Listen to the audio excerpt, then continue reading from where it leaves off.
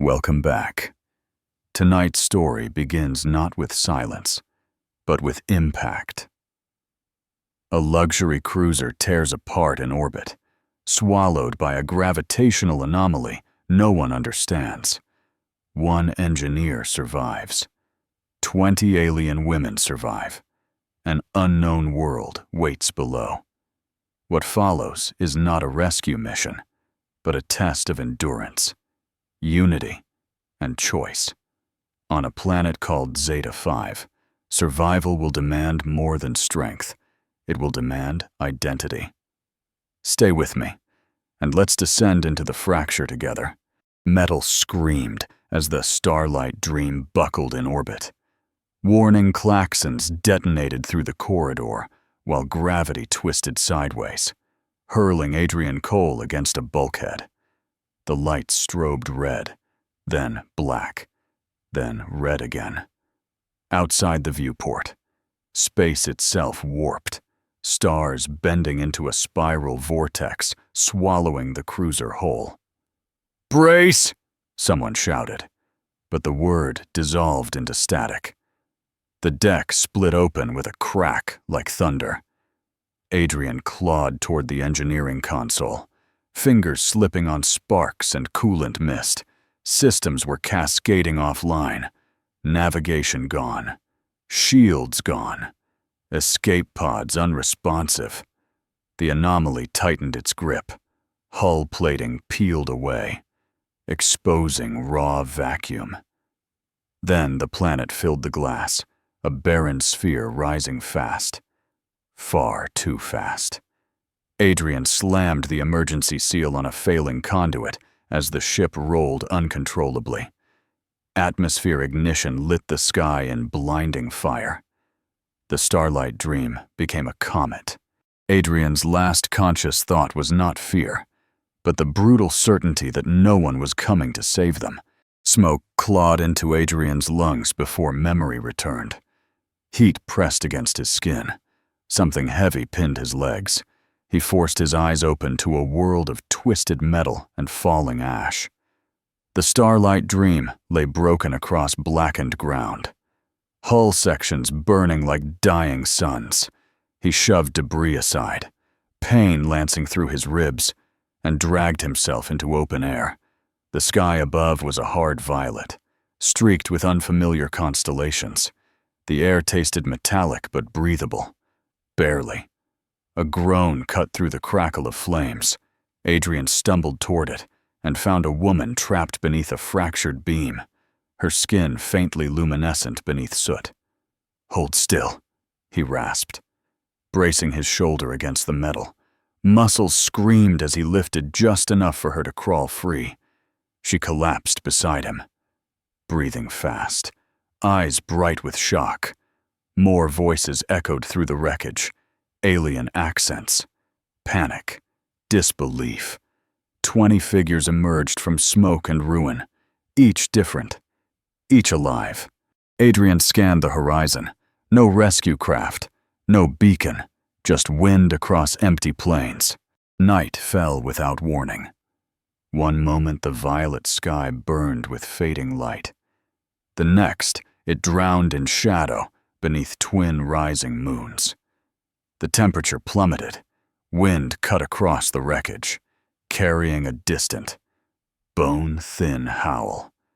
Adrian forced the survivors into a semicircle near a half-collapsed hull fragment, the only barrier against open ground. He handed out scavenged thermal sheets, counting oxygen canisters, ignoring the tremor in his hands. The howl came again, closer. Something moved beyond the twisted metal. Too large, too fluid. A shape unfolded against the moonlight, wings vast as sails, claws hooking into scorched earth. Panic rippled through the group.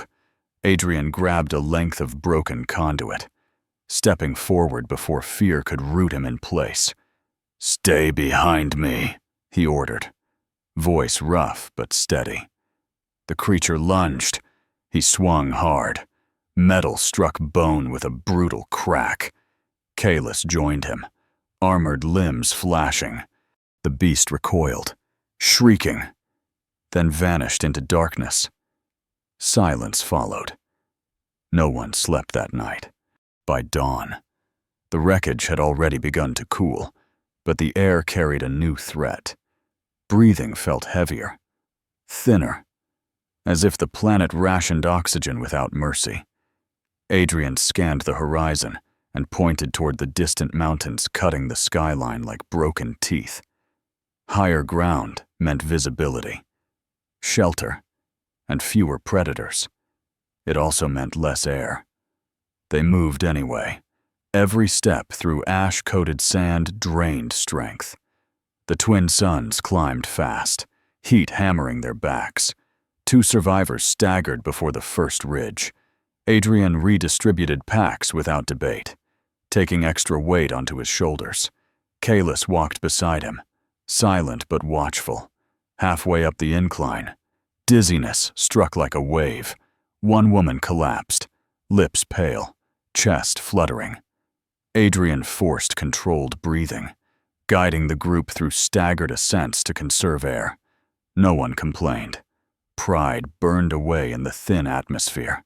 By late afternoon, they reached rocky terrain, where wind howled through narrow passes. Oxygen remained scarce, but predators would struggle here. Survival demanded discomfort. No one questioned the climb. The cave revealed itself as a narrow fracture in the mountain wall, barely wide enough for 2 to enter at once. Cold air spilled from its mouth, carrying the scent of mineral damp and something older, dormant. Adrian tested the ground first, tapping with scavenged metal, scanning for movement. No immediate signs of predators. They moved inside quickly before night reclaimed the ridgeline. Darkness swallowed them until Aria's faint bioluminescence cast a pale glow against the stone. The chamber widened deeper in, high ceilings veined with crystalline formations that reflected the light in fractured shards. Adrian set perimeter positions near the entrance, stacking wreckage fragments to narrow the approach. Thermal sheets were secured along interior rock to conserve heat. He assigned watch rotations without raising his voice. Kalis adjusted defensive sightlines, reinforcing choke points for the first time since impact. The group had walls at their backs. It was not comfort. It was containment. Outside. Wind screamed through the mountain pass. Inside. Breath fogged in the dim light. The cave was not safety. It was a temporary pause. Morning light cut across the cave mouth, revealing exhaustion etched into every face. Rations were distributed in strict portions. No one received more than another. That was the rule, until Varel refused hers. She stood apart, crimson skin darkening as she rejected the labor assigned to her. "I was not brought up to haul debris," she snapped, voice sharp in the tight space. The words hung like sparks in dry air. Kalis stepped forward instantly, armored limbs shifting with restrained aggression. The cave felt smaller. Adrian moved between them before the tension could ignite. He did not raise his voice. He simply stated the math. No work meant no food, no shelter, no survival. Pride had no calorie value. The silence stretched. Others watched, waiting to see who would yield. Varel's jaw tightened. Then she bent to lift a fractured panel without another word. The moment passed, but the fracture remained, no longer in the mountain, but between them. Survival required cooperation. Cooperation required surrendering ego. Not everyone was ready for that truth. The third day began with calculation instead of panic. Adrian dismantled a damaged atmospheric regulator salvaged from the cruiser, stripping it for filters and micro-condensers. If the planet rationed oxygen, they would manufacture efficiency. He rigged a passive airflow channel near the cave entrance, using thermal differentials between interior stone and sunlit rock to draw fresher air inward. It was crude, unstable, but it worked.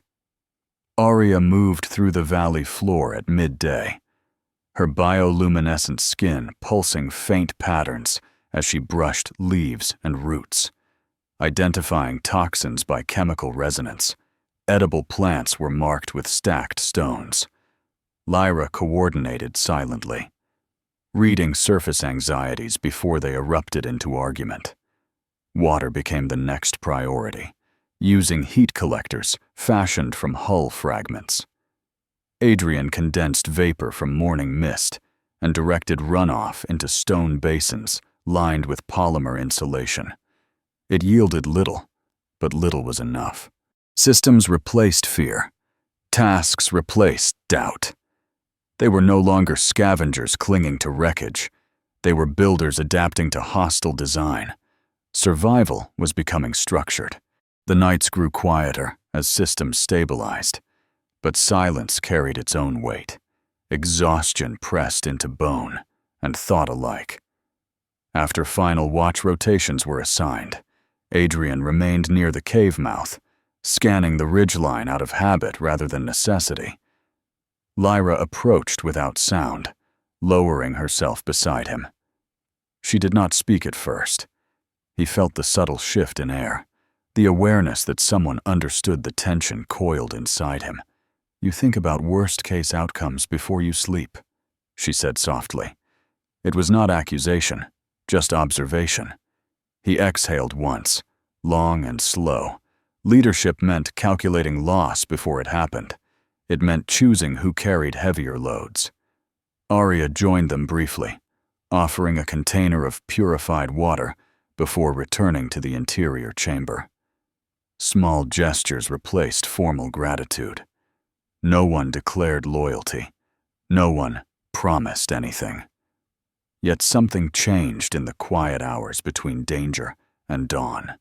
Bonds formed not through confession, but shared vigilance. Survival was no longer individual endurance. It was mutual reliance. The shift came without warning. Varel collapsed near the water basin at midday, breath shallow, one hand pressed against her abdomen. At first, Adrian suspected altitude fatigue, but Kalis noticed the tremor was rhythmic, controlled. When Varel met his gaze, there was no accusation, only certainty. "I am carrying life," she said, voice steady despite the heat. The cave fell silent. Calculations reassembled instantly inside Adrian's mind. Food distribution, labor rotation, medical uncertainty on an alien world. Before he could respond, Arya stepped forward, luminous skin flickering in uneven pulses. "Not only her," she admitted quietly. The implication spread through the chamber like shockwave. Survival was no longer measured in days, but generations. Rations would stretch thinner. Risk tolerance would shrink. Protecting the colony now meant protecting futures not yet breathing. Adrian felt the weight settle on his shoulders with crushing clarity. Intimacy had consequences. Hope had logistics.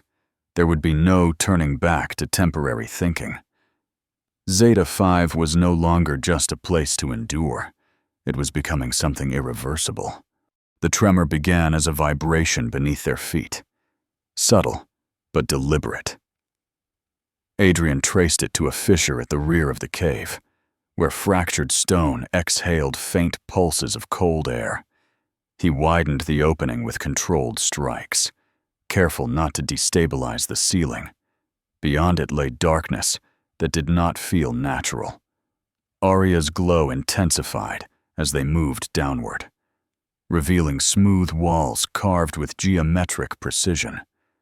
This was no natural cavern. The descent angled steeply, forcing them to anchor ropes scavenged from the cruiser's cargo bay. Gravity felt inconsistent. Lighter one moment, crushing the next. Symbols lined the corridor, faintly luminescent, reacting to proximity.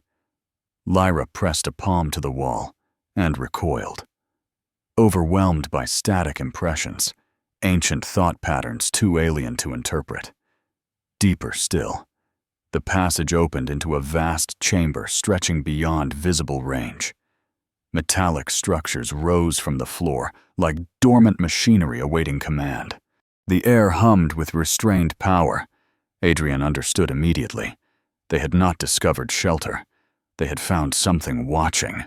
Adrian approached the nearest structure cautiously, palms hovering above a smooth console embedded in the metallic column. The surface responded to proximity, glyphs igniting in cascading patterns of white-blue light. The chamber vibrated, not violently, but like a system waking from prolonged dormancy. Kalis signaled defensive positions, while Lyra steadied herself, filtering overwhelming impressions flooding her mind. Adrian adjusted input sequences by instinct, aligning energy outputs to measurable tolerances. The moment contact stabilized, the chamber released a low harmonic tone that resonated through bone. Outside, wind patterns shifted. Back in the valley, atmospheric pressure normalized within minutes. Moisture condensed visibly in the air. A secondary column activated, projecting a gravity stabilization field that eased the erratic fluctuations they had endured since arrival. Crops planted near the cave responded almost instantly, leaves straightening, growth accelerating. Hope surged through the colony with dangerous speed. The machine could regulate climate, control density, manipulate environmental variables beyond anything human engineering could replicate. Power meant security. Power also meant dependency. The warning came without sound. Adrian noticed it first in the readouts he had improvised from salvaged sensors. Energy flow through the precursor systems was not stabilizing. It was escalating. The harmonic tone deepened into something almost organic, a pulse beneath the chamber floor, outside. The twin suns dimmed briefly behind sudden atmospheric distortion. Kalis felt the tremor before it registered visually. Stone dust fell from the ceiling in fine, steady streams. Lyra staggered, pressing both hands against her temples as alien feedback flooded her consciousness. The glyphs along the walls brightened, then shifted color from white-blue to a threatening amber. Adrian cut auxiliary inputs, but the system no longer responded to simple commands. It was not malfunctioning, it was scaling. The planetary crust vibrated in distant, rolling waves. A crack split the chamber wall, revealing a core of light beneath the rock. They had not activated a tool. They had triggered a network. Whatever civilization built this had not designed it for partial use. Power demanded integration or consequence. The sky changed first. Twin suns flickered behind a spreading veil of red particulate clouds, thick and fast-moving. Within hours, the temperature spiked beyond safe tolerance, then dropped sharply as pressure fronts collided across the valley. Adrian watched the horizon fracture into layered storm bands rotating in opposing directions. Lightning forked sideways, striking rock without thunder. The precursor regulator pulsed erratically beneath their feet, amplifying atmospheric instability rather than correcting it. Wind speeds climbed past sustainable limits, tearing at irrigation frames and scattering insulation panels. Kalis directed defensive teams to reinforce anchor points, but the ground itself shifted. Micro-quakes rippling through soil like muscle spasms. The first rain fell as heated droplets that hissed on contact with stone. Crops bent violently under pressure surges. Visibility collapsed to meters. Adrian recalculated structural tolerances and realized the margin was gone. This was not weather. It was systemic feedback. They had altered planetary balance without understanding its thresholds. The storm was not random. It was a response. The storm did not only strip soil from the valley, it stripped patience from the colony. Inside the reinforced cave, voices rose sharper than the wind outside. Varel accused Adrian of overreaching, of gambling with forces beyond comprehension. Others echoed the fear in quieter tones. If they had left the ruins untouched, the planet might have remained harsh but stable. Now it felt actively hostile. Kalis stood rigid, demanding discipline, but authority cracked under uncertainty. Lyra sensed the fragmentation before it surfaced, thoughts dividing along invisible fault lines. Some argued to shut the precursor systems down entirely, even if it meant losing atmospheric gains. Others insisted that retreat would doom them slower. Adrian absorbed every word without interruption. Leadership no longer meant technical competence. It meant carrying blame without defense. Outside, lightning struck close enough to shake dust from the ceiling. Inside, trust trembled the same way. Survival pressure was no longer environmental alone. It had entered the group. The storm had found its second front within them.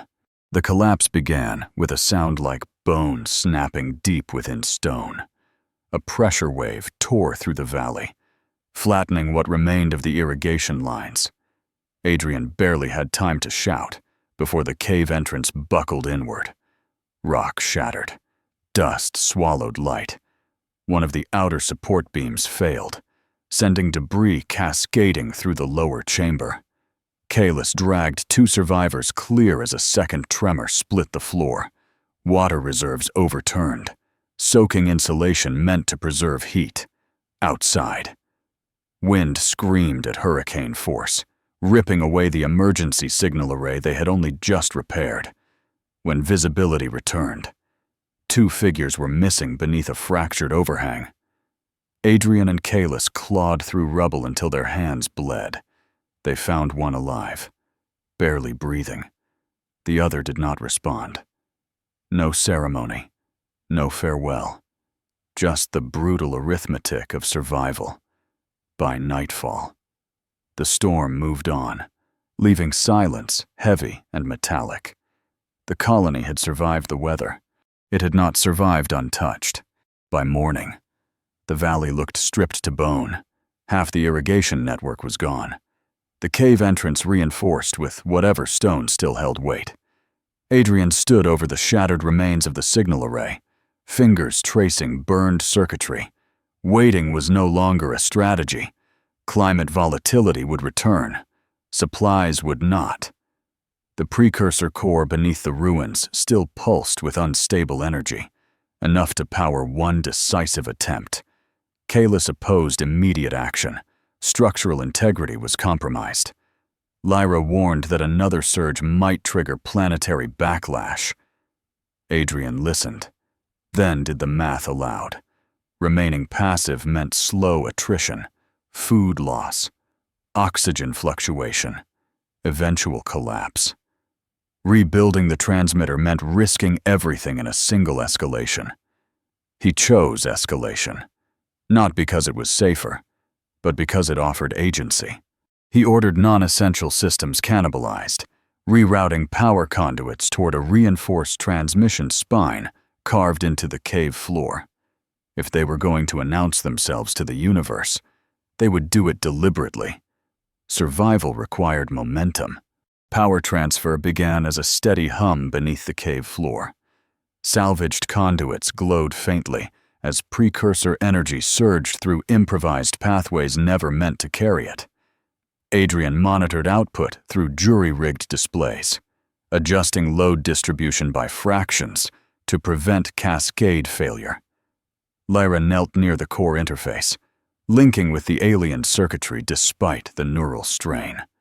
Her breathing grew shallow as waves of foreign signal washed through her mind. The harmonic tone intensified, rising in pitch until it vibrated inside bone. Cracks spidered across the chamber walls. Kalis shouted structural warnings as dust rained from the ceiling. Outside, wind reversed direction in violent spirals, atmospheric pressure spiking unpredictably. Adrian pushed the system harder, narrowing bandwidth into a single focused channel. If the surge dispersed, it would destabilize the entire network. If it held, it would carry their signal beyond this world. Light flared from the core, blinding and unstable. The margin between success and annihilation vanished. The surge peaked without warning. Every surface in the chamber ignited in reflected light as the precursor core discharged into the transmission spine. Adrian braced against the console while the floor shuddered violently beneath him. For a fraction of a second, silence swallowed all sound. Then the beam erupted upward through the mountain, carving a channel of pure energy into the storm-scarred sky. Outside, clouds split apart in concentric shockwaves. The twin suns flickered behind a column of white fire that did not dissipate. Lyra collapsed. Neural link severed, but the channel held. Kalis steadied the collapsing support arch as stone fractured around the emission conduit. Adrian forced the output to stabilize, narrowing amplitude to prevent structural collapse. The beam extended beyond atmosphere, a clear signature against the void, when the light finally diminished to a controlled pulse. The cave fell into ringing quiet. They had announced themselves. Whatever listened would now... The proximity alarm triggered before the sky changed. Adrian felt it first as a tremor in the salvaged sensors lining the cave wall. A mass had entered orbit, large, controlled, deliberate. The twin suns dimmed again, but this time not from storm interference. Something eclipsed them. Kalis ordered defensive formation without hesitation. Improvised weapons were raised. Though no one believed they would matter, the air itself seemed to compress as a sleek vessel descended through thinning cloud layers, its surface refracting light in liquid patterns. It did not burn through atmosphere, it displaced it. The craft hovered beyond the shattered valley floor, stabilizing with impossible precision. Silence followed its landing. No thrusters, no visible engines. A seam appeared along its hull, unfolding into an aperture of white luminescence. Adrian stepped forward despite Kalis's warning glance. Retreat was no longer an option. The signal had been answered. Whether that answer meant rescue or extinction depended on what emerged from the light. The figure that emerged did not walk so much as align itself with gravity. Its surface shimmered like living metal, contours shifting subtly, as if undecided between form and function. When it spoke, the sound bypassed air entirely, resonating inside bone and thought. It identified itself as a sentinel, one of many tasked with observing the remnants of a fallen civilization known as the precursors. The ruins beneath their colony were not abandoned tools, but fragments of a network that once spanned star systems. The precursors had engineered planets, seeded atmospheres, rewritten gravity itself, until internal imbalance destroyed them. The sentinels remained to prevent repetition. Adrian listened without interruption, absorbing implication, the storm, the instability, the escalation of energy. They were symptoms of systems responding to incomplete activation. The sentinel's gaze shifted across the colony, evaluating. It acknowledged their survival, their adaptation, their decision to transmit rather than surrender. Worthiness, it implied, was not measured by strength alone, but by cohesion under pressure. The sentinel did not offer immediate extraction. It offered evaluation. Return to their respective civilizations was possible. It stated, but integration would be complex. Hybrid offspring might face rejection, political resistance, biological scrutiny. Alternatively, there existed seeded worlds stabilized by precursor frameworks, unclaimed and viable. The choice would be theirs. Adrian felt the gravity of it settle deeper than any planetary force. Rescue meant safety within familiar systems. Departure meant permanent exile from what once defined them. Kalis questioned the entity's intent, demanding clarity on risk variables. The Sentinel responded without offense. Risk was inherent to all evolution. Lyra sensed no deception, only vast patience. Adrian turned to the colony rather than answering alone. Survival had never been his decision to impose. The future would not be either. He requested time for internal deliberation. The Sentinel inclined its luminous form in agreement and withdrew to its vessel. For the first time since the crash. Survival was not the only question. The cave chamber filled with tension thicker than the dust still clinging to its walls. No storms howled outside now. Yet the pressure inside felt heavier. Kalis argued first. Returning to known civilizations meant infrastructure, medicine, stability for the unborn. Virel countered that their children would be studied before they were embraced. Others feared political leverage, genetic exploitation, quiet segregation masked as diplomacy. Lyra spoke softly of identity, of minds shaped by this world rather than the ones they left. Adrian did not interrupt. He tracked every argument like a system diagnostic, searching for failure points. The debate was not about geography. It was about belonging. If they returned, they would fragment into old hierarchies. If they left together, they risked trusting forces beyond comprehension. Survival had once been physical. Now it was philosophical. The colony faced a decision that no storm could simplify. For the first time since impact, fear was not of dying, but of choosing wrong. Fear did not shout. It settled into silence between sentences. Kalis articulated it with precision. No civilization gifts opportunity without expectation. What would the Sentinels demand in exchange? Compliance? Oversight? Permanent observation? Viral feared subtler dangers, cultural erasure disguised as progress. Arya worried about biological compatibility on a seeded world, unknown pathogens, atmospheric variables miscalibrated by ancient code. Lyra sensed something deeper threading through them all, the terror of relinquishing control again. Zeta 5 had nearly killed them. Yet every scar carved autonomy into their identity, on a new world shaped by precursor systems. Would they build freely or within invisible constraints? Adrian felt the echo of the anomaly that destroyed the cruiser, how easily systems larger than themselves could reshape fate. Trust required vulnerability. Vulnerability had already cost them lives. Outside, the Sentinel vessel waited in silent orbit, patient as a fixed star. The fear was not of the unknown world. It was of becoming dependent again. When the voices finally thinned, Adrian stepped into the center of the chamber. He did not offer solutions. He offered alignment. Survival had never been about one leader calculating outcomes. It had been about distributed resilience. If they returned home, they would separate by species, by jurisdiction, by politics. The bond forged under collapse would dissolve into classification.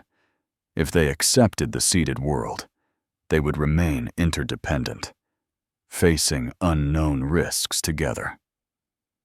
Kalis met his gaze first, measuring resolve rather than rhetoric. Arya moved beside him without ceremony. Virel followed, expression guarded but steady. Lyra closed her eyes briefly, sensing the emotional convergence like harmonic synchronization. No formal vote was called.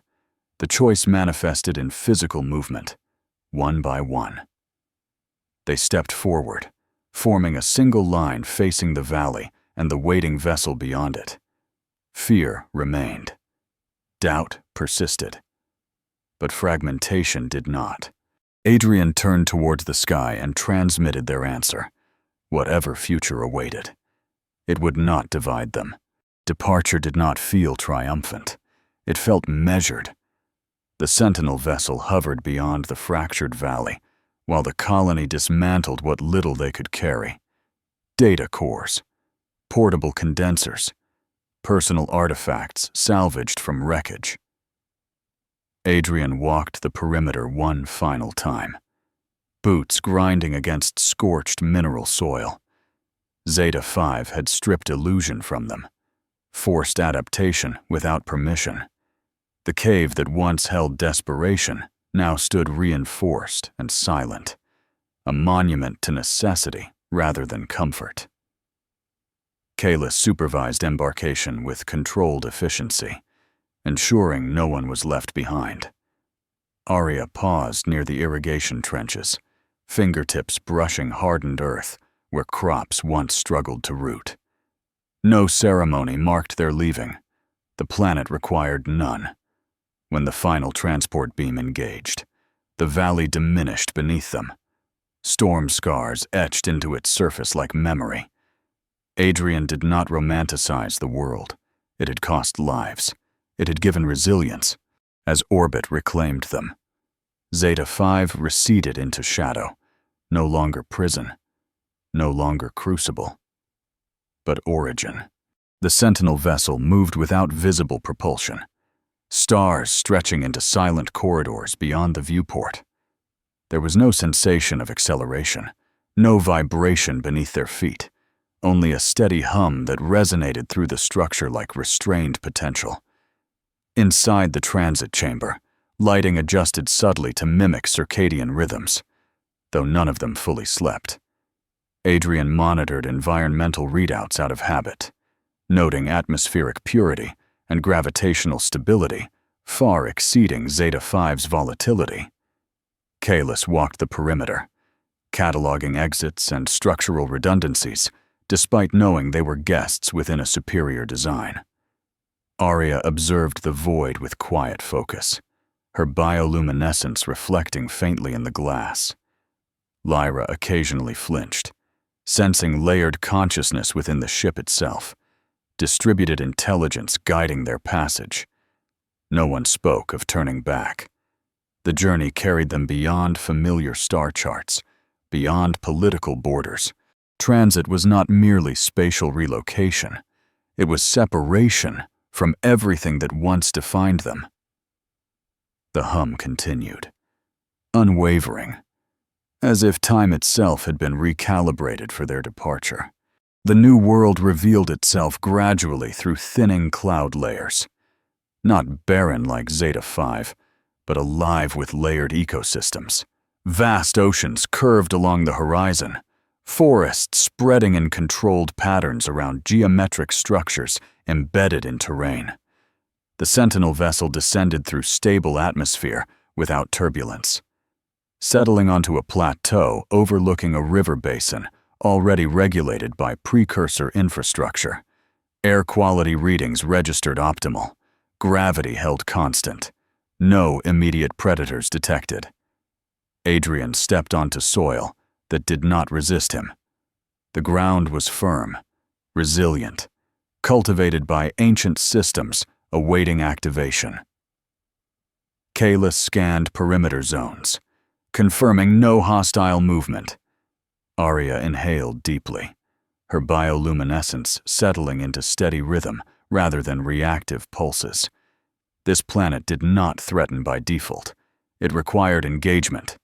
Precursor towers rose in the distance, dormant but intact. The Sentinel's presence receded to orbit, leaving them unmonitored. No orders, no directives. The world was structured, but unclaimed. Adrian understood the implication clearly. They had not been relocated as refugees. They had been entrusted. Construction began before sentiment could settle. Adrian mapped the river basin using precursor interface nodes that responded to calibrated input rather than blind activation. Climate controls were adjusted gradually, avoiding the escalation mistake made on Zeta 5. Kalis established layered defensive perimeters, despite the absence of visible threat.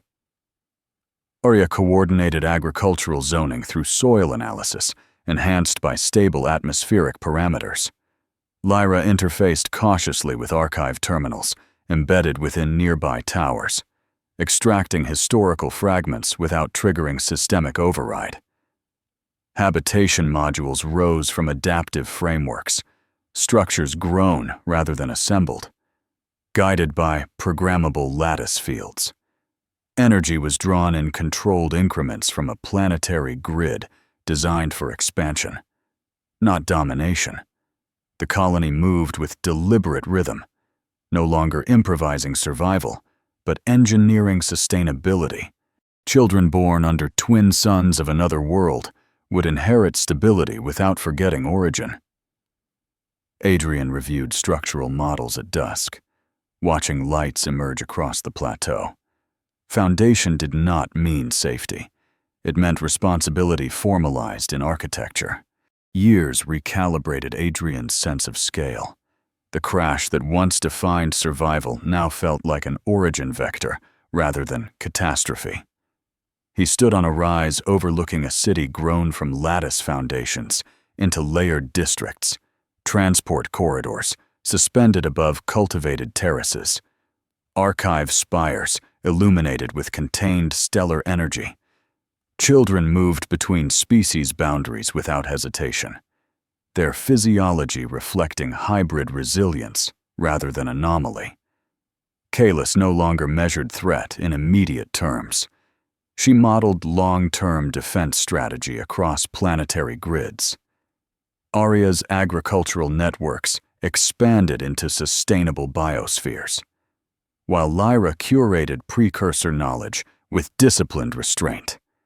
Adrian carried no ceremonial title, yet decisions flowed toward him by gravitational habit. Leadership had shifted from reaction to foresight. He cataloged risk variables nightly, not out of fear, but obligation. Survival had demanded sacrifice, but civilization required continuity, standing beneath a stable sky unmarred by storm distortion. He recognized the transformation within himself. He was no longer an engineer preserving systems. He was stewarding future equilibrium. At twilight, the city shimmered beneath converging constellations. Towers reflecting twin suns, sinking beyond the horizon. Adrian stood at the observation terrace where the plateau met open sky, listening to layered sounds of habitation, machinery calibrated to balance. Children's laughter carried on stable wind, distant archive nodes transmitting quiet pulses of stored knowledge. Virel's daughter ran past him, crimson skin catching the light, followed by Arya's luminous child, whose glow no longer signaled survival stress, but curiosity. They did not ask what world they belonged to. They simply inhabited it. Adrian felt the weight of memory without regret. Burning wreckage, thin air, storm collapse.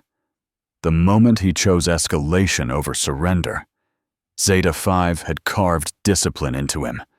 This world demanded continuity.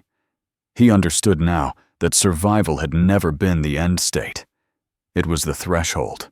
He turned from the horizon and walked back toward the city, toward responsibility accepted rather than imposed. The future was no longer uncertain.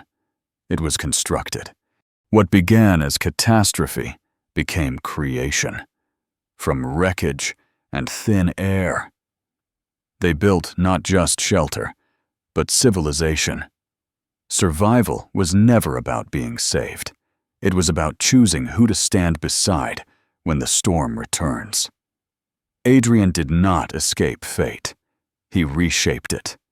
And in doing so, he proved that when humanity reaches its limit, it can either fracture or evolve. If this journey moved you, follow the channel and join us for the next story, Beyond the Stars.